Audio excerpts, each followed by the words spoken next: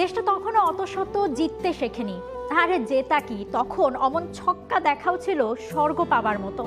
সেদিন ভারতকে হারানোর সেই উল্লাসে সবার এক কথা ছিল, ছেলেটা কি মারলো রে জাহির খানকে, কি ফিয়ারলেস ক্রিকেট, ডয় ভর নাই নাকি, তাও আবার 17 বছর বয়সের এক ছোকরা।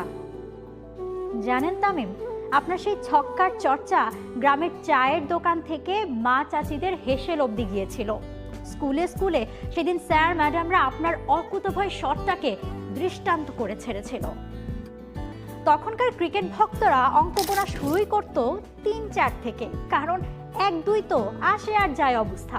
সেখানে ওপেনিংয়ে টেকা যায়, খেলা যায়, শতক দ্বিশতক করা যায়।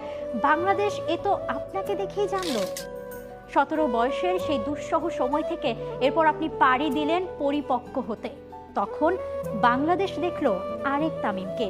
এ তামিম দিতে শুরু করলো আস্থা, ভরসা। এখনকার 20 বছরের ছেলেপেলেরা বায়না ধরে আইফোনের, না কিনে দিলে সে কি হুঙ্কার। আর 20-র সেই তামিমের জেদ উঠল লর্ডসের অনার্স বোর্ডে নাম লেখানোর।